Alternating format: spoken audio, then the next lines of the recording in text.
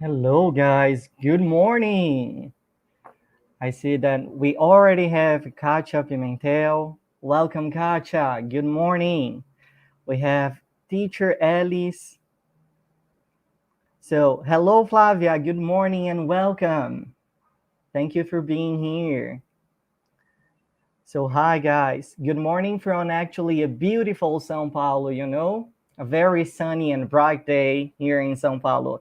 Good morning, Bruna. Good morning, Marcos. Welcome. Thank you for being here.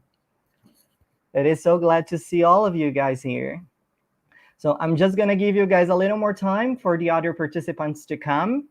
So meanwhile, let me get to know you a little better. Tell me where you're from. You excited for the classes? Actually, so maybe some of the classes will start next week. How's your planning? Good morning, Aline. Good morning, Rodrigo.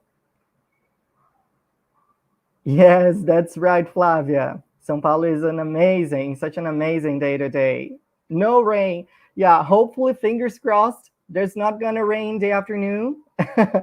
So let's see. And hopefully, the weekend is gonna be as bright as today is. Good morning, Gisele. I'm super glad you're here too. And welcome. Mogi Guaçu, Curitiba. Wow, Abílio, welcome. Santa Cruz do Sul, Teacher Alice. Welcome, Teacher Alice. Thank you for being here. Arapongas, Aline. Wow. Okay. Are you guys excited for the classes to get started? How's your planning? I know we have like so much to do, right?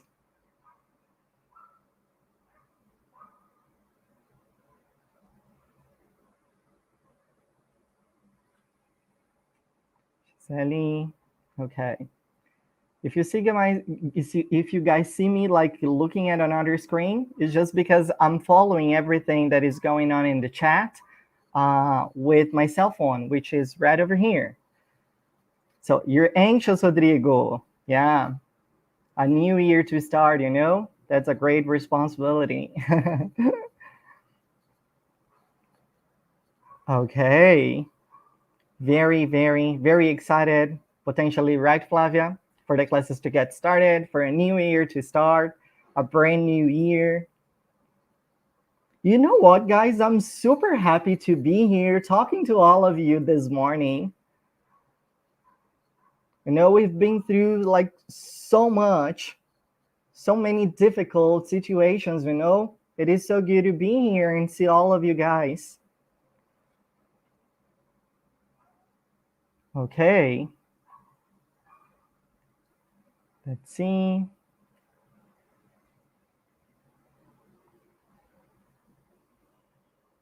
Yep. So 5 minutes gone by. I guess it's already time for us to get the party started. So without further ado, let's get it started then. It's like a brand new year, brand new world. Yeah, exactly, Flavia. Completely agree with you. So welcome everyone. Thank you all for being here. I'm super glad to be talking to all of you. Thank you very much, SBS, for the invitation.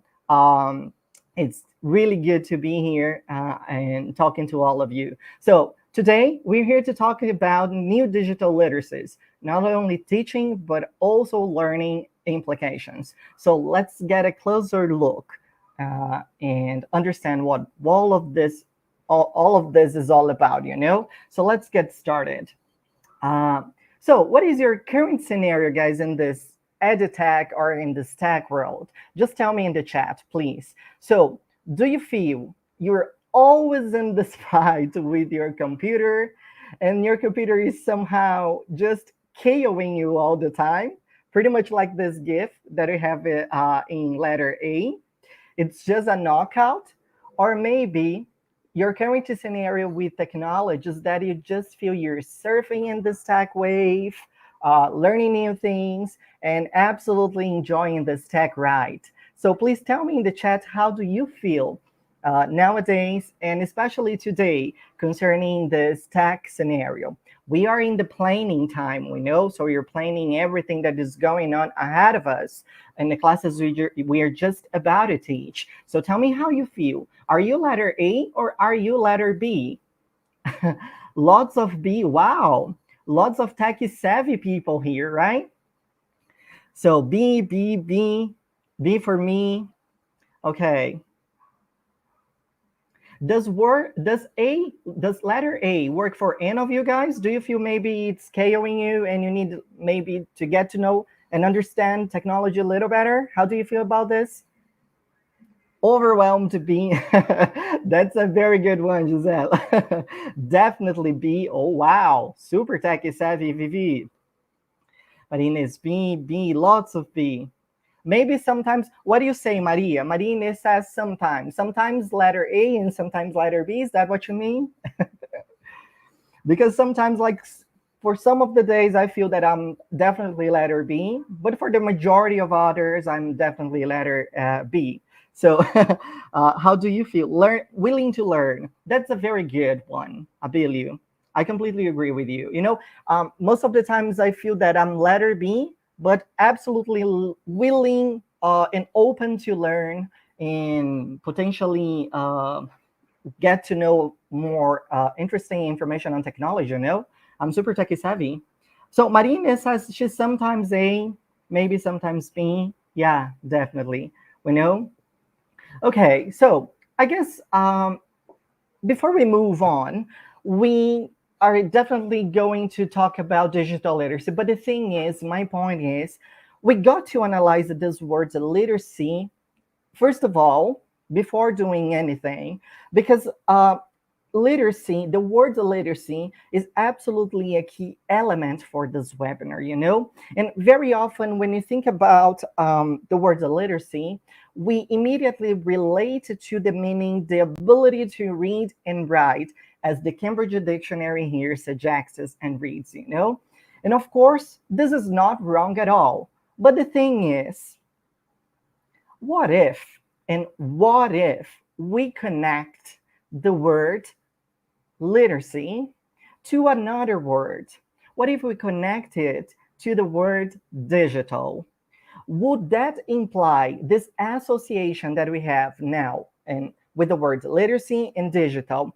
Would that imply or suggest the same meaning, which is knowing or having this ability to read and write? Does that really imply really the very same meaning? But now, like, instead of going through and conveying the message, just the ability to read and write, what if we convey the message being able and having this competency, ability, and skill of reading and write on a screen over actual books? And my answer for you is, yeah, in a way, it would convey the same meaning, because in a way we are able to explore this association between these two words into two different perspectives. And they're both somehow related to the reading process. That's why we have this ability of reading and write still in this new perspective, this new whole perspective, you know?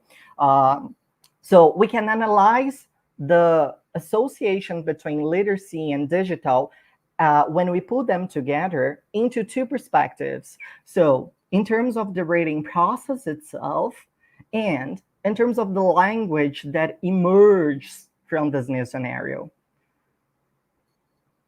Okay, okay, my slides are going, right? Moody literacy. So between these two words, let me just go back a little bit. Sorry, I'm having a little hard time with my slides, with the transition of my slides. Let me go back just a little. Okay, there you go. So between these two words, we got to thinking about those two different processes, you know, the reading process itself and the language that we have, the new language, the new lexis that we have and that emerge from this new scenario. So this is a photograph I actually took from a book of mine, a Shakespearean book of mine, which I happen to love, you know, so neat. Not sure if you guys like Shakespeare as much as I do. I hope you do. But the thing is, this is a photograph that I took from a book of mine, which is the Shakespeare Sonnets. And this photograph pretty much illustrates the reading process as it is usually done on a daily basis. So when you get a book and when we start reading a book, so it's pretty much done in a linear way, connecting one sentence to the other, conveying, let's say, the meaning that the text wants to convey in this linear way, and going one paragraph at a time on your way through the page. So that's the way we usually read a text on a book, on a real book, on a print material. So my question here is, what happens if I choose to read this very same 148 sonnet from Shakespeare, but on a screen? Would your experience as a user, as a reader, be different? Be any different? How would that be any different? So let's have a closer look then and compare my reading process on a book and my reading process on a screen, and what changes not only in terms of the reading, but also reading itself, but also concerning the experience. So if you analyze it in details, you can see I extracted the same sonnet from the web, from this website, which is poets.org. In case you want to get to know the Shakespeare sonnets a little better, head to this website, which is a very good one. But the thing is, let's have a closer look. So if you analyze this print that I bring in this slide in details, you can see users are actually given the chance of making some, let's say, decisions or then on the reading path. So they can choose if they're going to continue reading in a linear way, or if they wish to navigate their way through the hyperlinks that we have in this website, and all of the other many tools that this website offers in order for us to better understand and explore the concepts and look for further information on the text itself, not only on the author, but even on the related works. So my point here is, in a way, reading on the screen and mainly reading online allows you to have some other elements before the text itself. So for example, you can use your social media channels to spread this text that you're reading and start a discussion with your friends on your social media about what you're reading. You may be able to find further information on the author and let's say the very same place of the text it is, because like the text is on your left, and the all information on the writer is on your right. So you can also find very interesting and further information on the author on the same page of your reading. And there's a whole separate link for any further research, either on the author or on the sonnet itself. So in order for you to understand a little more about the context of the sonnet, there's a whole new separate hyperlink for you to go through, and then you can learn more about the sonnet, and find more interesting information on it. You can also have related works from the same author for you to have a closer look and a better look later on, and maybe get to know the new works from Shakespeare, works that are new for you and that you didn't even know they were there. And of course, in some contexts on the web, when you start reading a text online, you may be also able to find, let's say, chat boxes. So this is very common, happens a lot. Chat boxes for not only amplifying ideas and sharing different points of view between users, so you can comment, leave your comment, and exchange information among everyone who's there. There's also, let's say, hyperlinks that direct you to a wider understanding of specific keywords. So there's a hyperlink for a dictionary, for a Pictionary, or even for a collocations dictionary, So everything that we do online, it's not linear anymore, because like we do have like some choices that you can make over your reading. So it's not linear. You can find your way through your reading process. And one, there's even something which is more interesting than the text itself, which is like, everything that we do online is tracked, right? Internet knows absolutely everything that we do on a daily basis. So there's even, believe it or not, there's even paid advertisements on the page to remind you of the television you've been recently searching for. So as internet trackers at pretty much everything that what you do, we also have during your reading process those elements that we're looking for like later on or before your reading started. So there's a whole new perspective, and there's like there are many different choices that you can do on your reading process when reading online, instead of, and especially compared when reading a book, an actual book. So that is the thing. But there's a whole new perspective. There's a second whole new perspective when reading online. And when associating the word literacy, which is this ability of reading and write, to the word digital. And the second new perspective that emerges, in the one that I have to highlight, is the relation that the language used in the digital scenario and the language that emerged from this digital scenario. Because there's a whole new lexis being used in this tech world. So this is actually an illustration a friend of mine posted just last year. And this illustration pretty much compares the life of a dev. Dev, I'm not sure if all of you guys know, but dev is also known as programmers, coders, software engineers, UX. So many different words to describe pretty much the same type of profession. But dev is actually a short word for developer. It's pretty much like a coder. So this illustration right over here compares the real life of a dev with the life of people usually think a dev has. And it's pretty interesting because we have a really understanding, a funny understanding of what people think coders do on the daily basis, but what we actually do on a daily basis. So if you have it like a closer look, you will see specific digital words, elements, and digital, let's say, actions, digital choices that are used in this text as form of a language.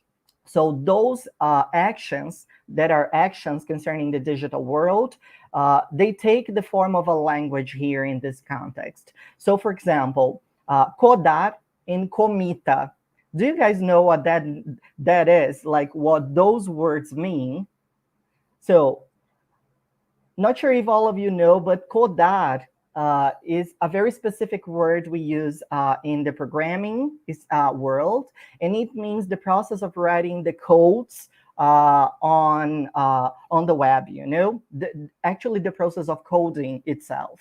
And comita usually refers to the process of making, let's say, a set of tentative changes permanent when coding. So as you can see, there's actually a whole new vocabulary and a whole new language system and a language structure that is being used to convey very specific messages in this digital context. So when you take it into account, this association between literacy and digital, there's a whole new lexis that emerge from this new scenario. And this new lexis, they not only convey, but also imply a new structure, language structure, to convey specific messages in this digital context. So that is the thing, So this is what I want you guys to think about. Let me give you another very famous example. Everyone says that on a daily basis. I often say it on my daily basis, which is this example. We use it to illustrate when you want someone to be resourceful. So as I just said previously, digital technology got its own vocabulary, and in a way it's on syntax and its own language structure as well. So take the Google engine search as an example. So when you're thinking about the Google engine, we're thinking about something very specific that we use to find information on the web, right? So this is actually an engine. So everything started when this new engine was launched, named Google. And within the time, with the time being, the new digital skills being required every day, turns out the word Google is no longer a noun, no longer just a noun that implies the Google, the search engine. But Google now, it's also an official verb.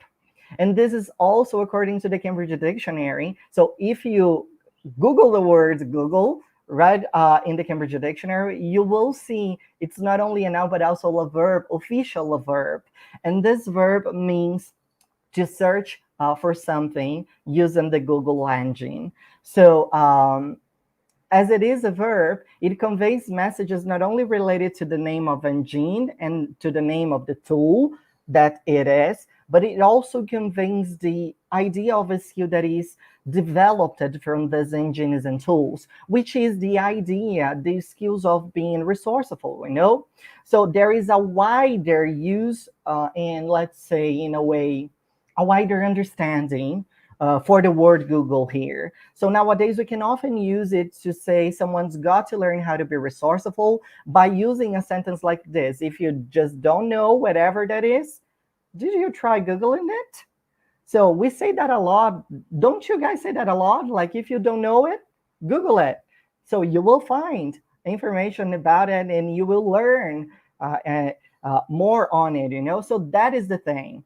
So those new words that emerge from the digital scenario, when we get literacy and we get digital and we put them all together, there's a new lexes that emerge, and these lexes are not concerning like the language structure, but it's also concerning skills, concerning competences that we got to learn when dealing online and when reading and using the literacy in the online environment. So that's the thing, you know, so that's the point. So going back to the literacy meaning itself, of course, there's something that revolves around the learning process in a digital way that's got to be understood.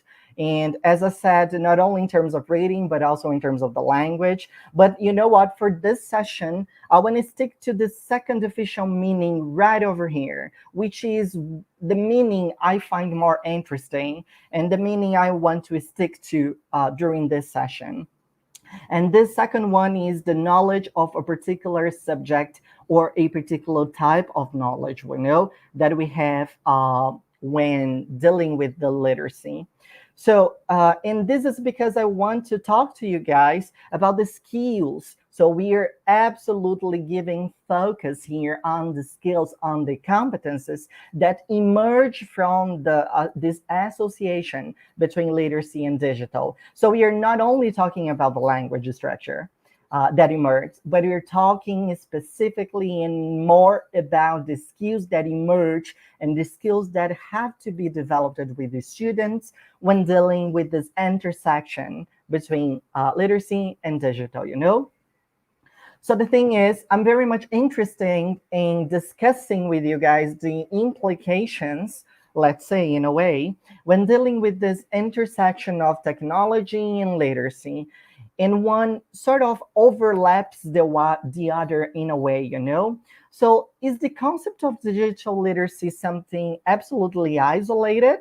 Or maybe, let's say, does it encompass a much more complex and wider system of competences, you know?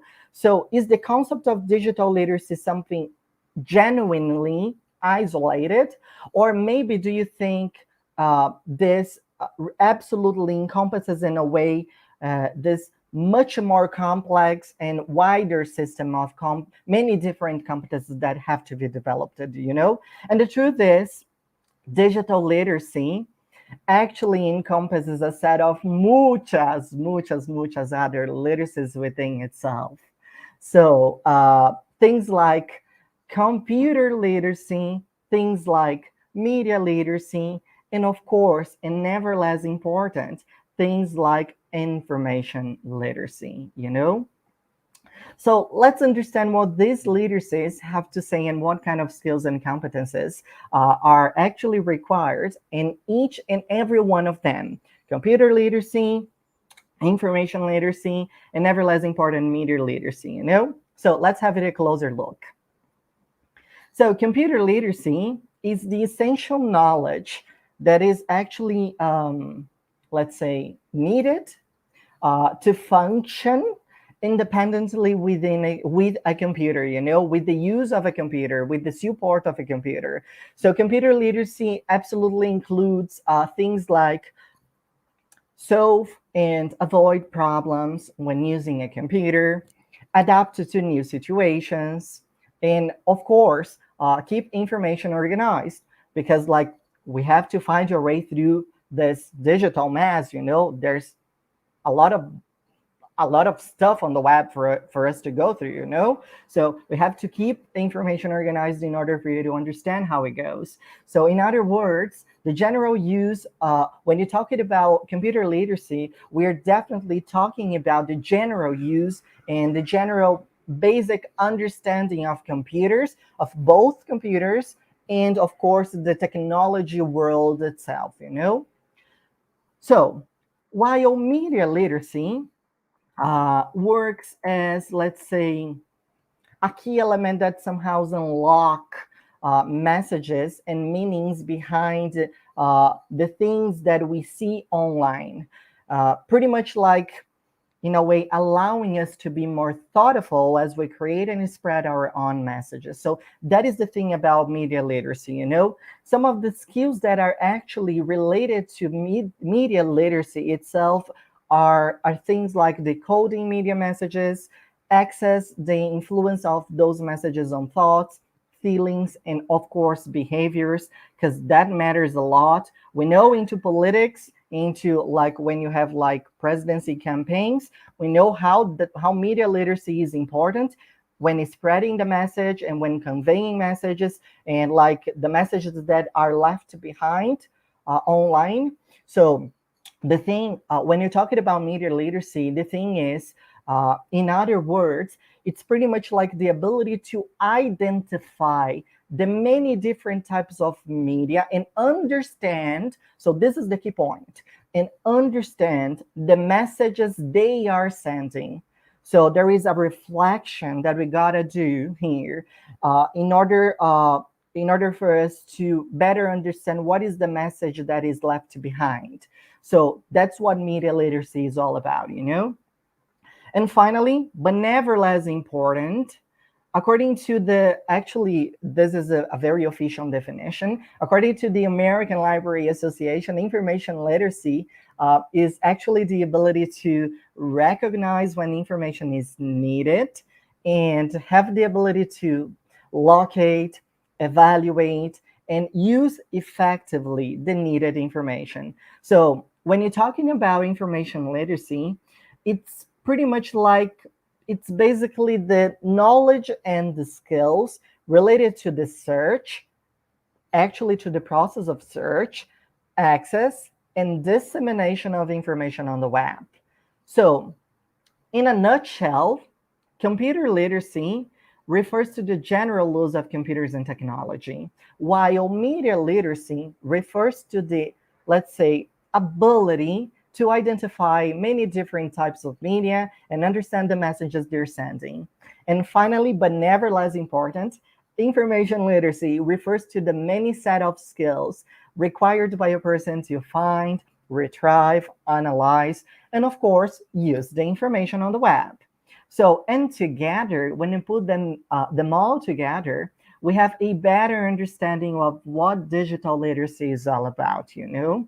So digital literacy is actually a broad term, a wider term, used it to encompass a full range of, let's say, cognitive, social, emotional competences that include the use of images, texts, many different types of media, digital tools, online engines, and many different types of technologies, So it's also the skills. So when you're talking about digital literacy, it's this broad term that encompasses the many different types of skills of critical thinking and analysis in this digital world, and when dealing with all of this new media, So you can also call digital literacy, in my very opinion, and not sure if you guys agree with me, but you can also call digital literacy as new literacies, digital multiliteracies, and why not 21st century literacies or 21st century digital literacies, So, but the truth is, in my very honest opinion, this is always going to have to be in the plural.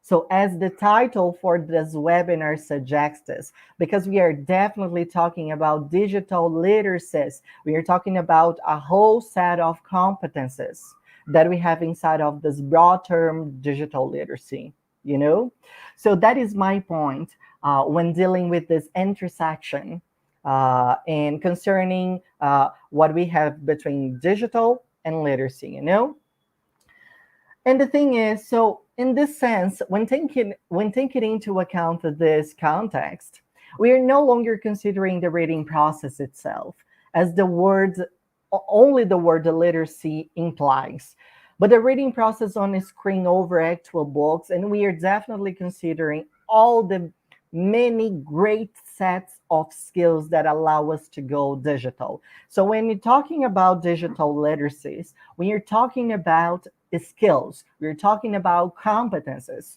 that need to be developed by both teachers and students in order to go digital, in order to go online and understand how this new edtech world and the technology world really works in the real life.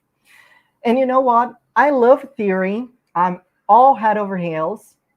But the thing is, we also have to analyze how technology is actually incorporated on a daily basis and in the real life. And based on it, let me get to know you guys a little better and understand how you guys currently apply and make use of these many, many skills and tech tools on your daily basis. So I'm going to give you now 10 different sentences and 10 different situations, and you got to choose, and especially you got to tick the ones that are true in your reality according to your way of dealing with the technology, right? So please tell me in the chat how many of those situations are true in your reality. You just count them, you tick them, and you count them, and you let me know in the chat. So let's see how many you get at the end. So number 1, I remember less than 2 or 3 phone numbers belonging to a friend or family. Is that true to your reality? Number 2, I order groceries through apps. So you potentially use a lot of many different apps in order for you to do the things that we do on a daily basis. There are 3 or more screens in my room just right now. So we absolutely take it into account not only your phone or your computer, but also TV, all of those screens count, So to be honest, I use internet abbreviations in daily conversations often, laughing out loud, especially on social media, on Instagram, or when leaving a comment on social media, for example. I have subscriptions to 2 or more streaming services. Please be honest. Like, we do have many different types of streaming services, right? Which is super crazy because we don't have enough money to pay for them all, So the next one is I have an app that helps me exercise or maybe sleep better. Is that true to your reality? I have an app that helps me keep track of my finances. Most part of my bank issues I do totally online and using an app, including paying bills or maybe transferring money that you do on your daily basis. I have more than 5 tabs open just now in my browser. I can absolutely relate to this one. I always have more than five tabs open in my browser, always. I would generally be lost without Google Maps. Oh, this is super interesting. Would you find your way on the city without Google Maps? Especially when driving, would you find your way? Remember what we used to do in the past? That we had like those maps, those real print maps material in your car, and use it like to stop the car. You just pull over the car, analyze the map, and find your way through the city. So, would you be able to find your way in the city without using Google Maps, especially when driving? So tell me, count them, and tell me in the chat how many you got. So I see Giselle says three or more screen. Ah, sure, definitely. Giselle, I completely agree with you. I actually have like a television right over here. I have like my phone, which is here, and I have my computer. I absolutely have more than three because there's another television in my back. So Bruna says all of them. So this is super interesting. Bruna, I relate with you in a way, Bruna. So Abilio says two screens. Maria says all of them. Maria, Bruna, and I, we know you're super techie savvy. Six for me. Fabiana says six for me. Google Maps and Waze are lifesavers. I completely agree, Fabiana. I wouldn't be able to live in the city, especially in a huge city like Sao Paulo, without having a Google Maps or a Waze app installed on my phone. Definitely. How about you guys, others? How many have you got? Most of them. Sylvia says most of them. Very interesting. I guess the same happens to me, we know. I absolutely tick most of them. Okay, what else? I guess you guys are super techie savvy, actually. Absolutely. Kacha says six. Wow, six is actually a very good number. So let us analyze what that means. So if you got from 6 to 8 out of 10, so that means even though we're very much bombarded with the screens and technology just everywhere we go, you guys are actually you can actually stand tall in the stack world, and hopefully you got your feet on the ground. So that is the thing. The thing is, if you got from 6 to 8, you like technology, you make use of it, you perhaps like most of the, not most, but a great part of the things that you do on a daily basis, we use technology and you depend on technology, but you absolutely have your feet on the ground. This is done in a very, let's say, in a way that is healthy for you. So technology might have a slight hold on your life, but and you would probably survive a blackout longer than a lot of people. Oh, that's crazy. A blackout for me is super crazy.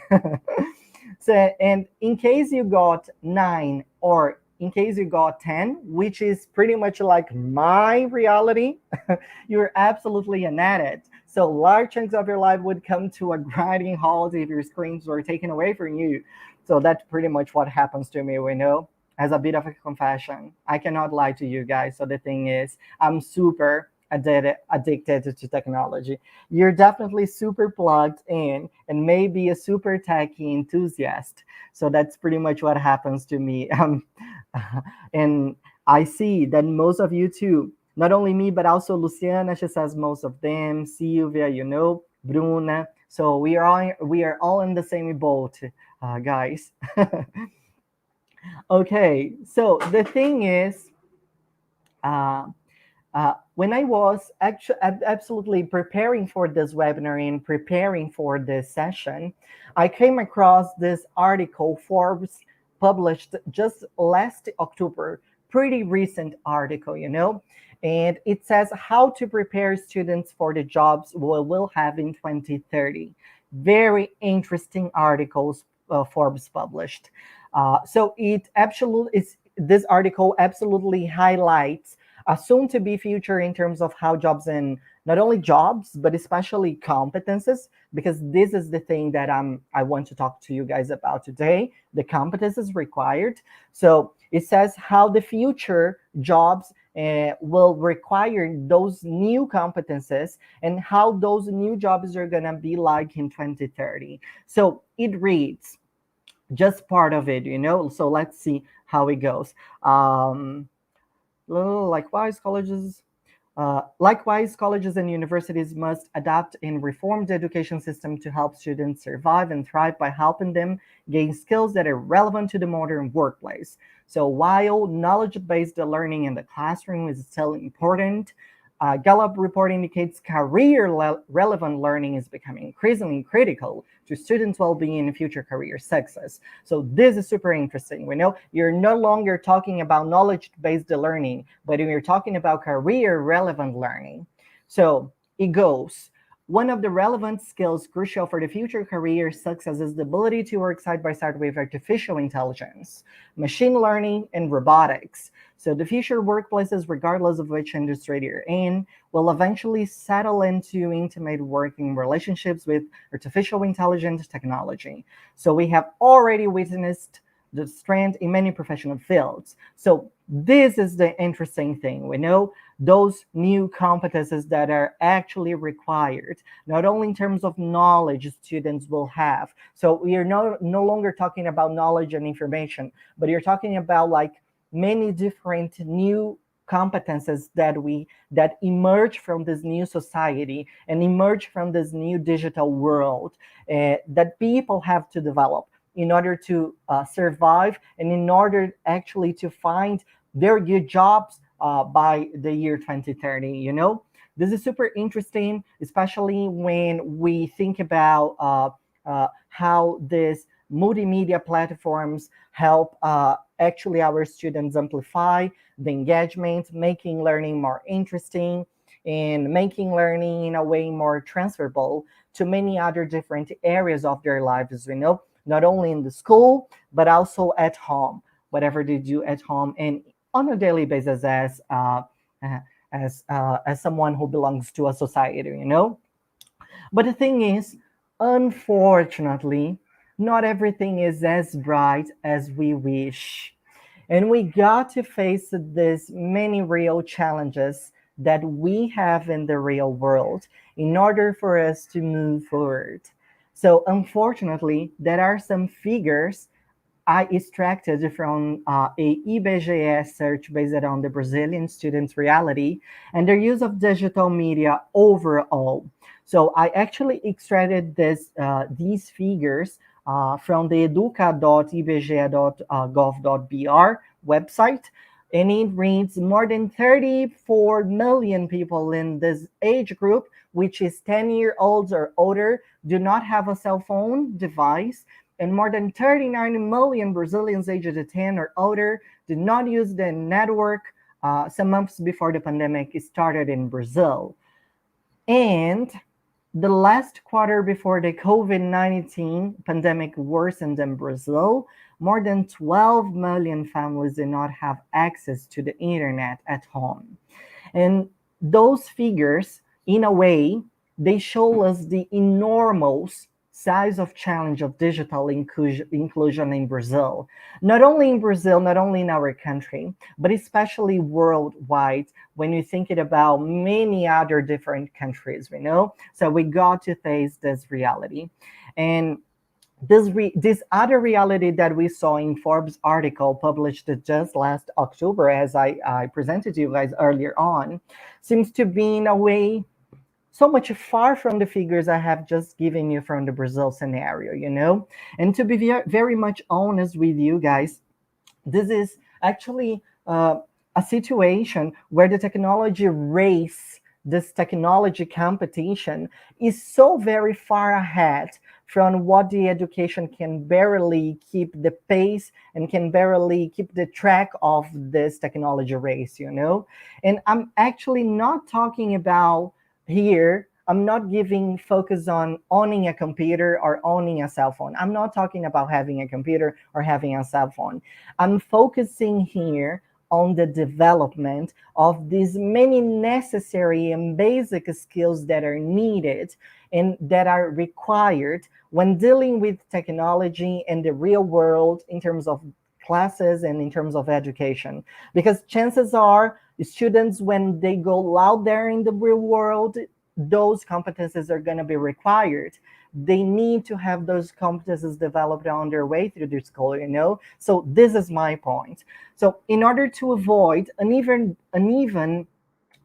bigger increasing gap between those who are privileged and have not only access to the internet, but also have access to these many tech tools, and those who are in a way left behind because they lack the skills, or in this case, even the means, not only the skills, but even the means to adapt because they don't have like those mobile devices, you know, even those basic mobile devices. So in order, thinking about this increasing gap, and in order to try to avoid, try this, so this is actually a try, in order to try to avoid this gap to get even bigger, the BNCC brings a whole new competency demand on technology, focused especially on technology and focused on information. And again, it's not about having or owning a computer or owning a cell phone. Here, we are talking about the development of competences that are required and that could be done with the students in the classroom. So we are absolutely talking about the development of those many necessarily and sometimes even basic skills that are needed on a daily basis.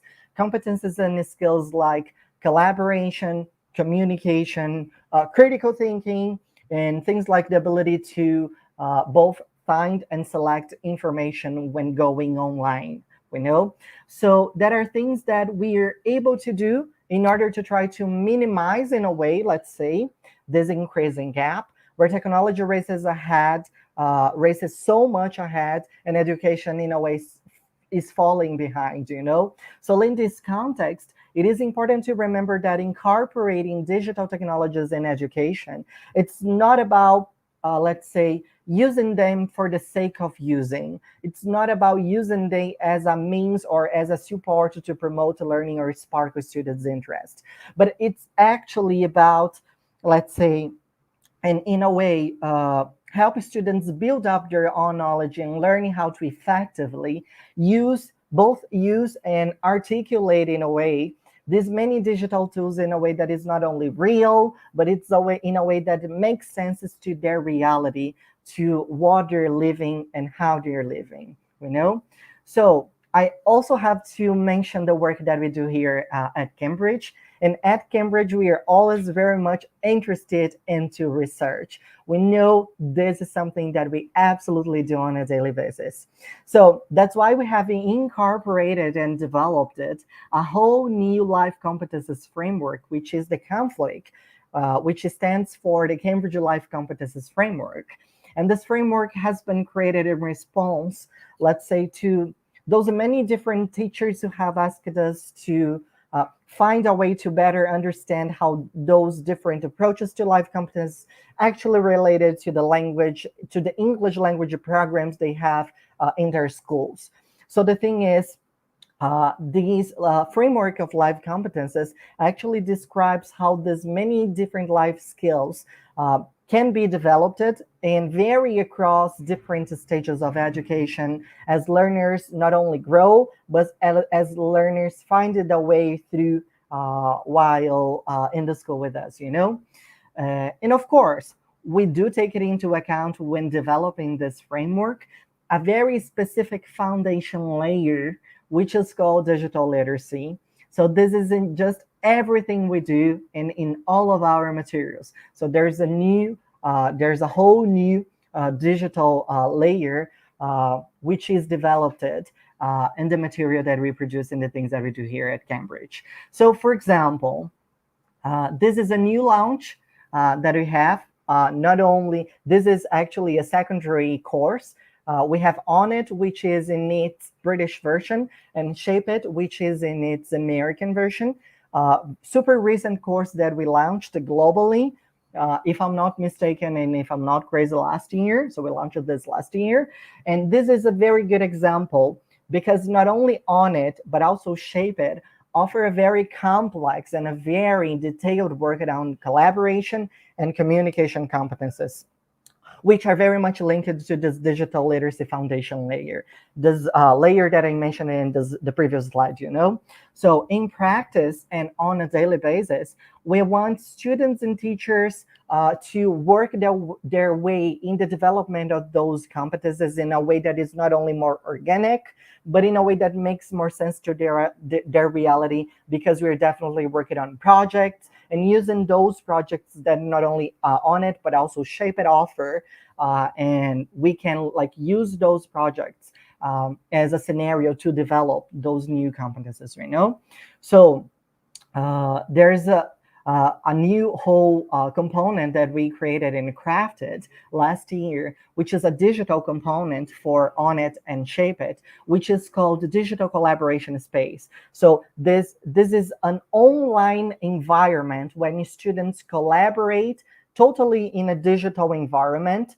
And we have like those many different tasks and processes of a project being delivered in this digital collaboration in online space, you know? So this is super interesting. In case you want to get to know more about both On It or Shape It, write me an email. I'll give you guys my email address later on. And in case you want to find like more specific information about those titles and those courses, just head to cambridge.org/onit or cambridge.org/shape it. And chances are you will have like super interesting information about them. Okay, so I hope you guys have enjoyed this session as much as I did from the very bottom of my heart. I love talking about technology, you know. And Rodrigo asks, do you have anything for high school? Absolutely, Rodrigo. Write me an email. So this is my email address, and I'll help you out and give you more info, you know, about high school courses. So I absolutely hope you guys have enjoyed this session as much as I did. I love talking about technology. Actually, this is my second graduation, my second bachelor's degree. I hope you guys have a wonderful and a nice Friday and an even better and wonderful weekend. I see you guys.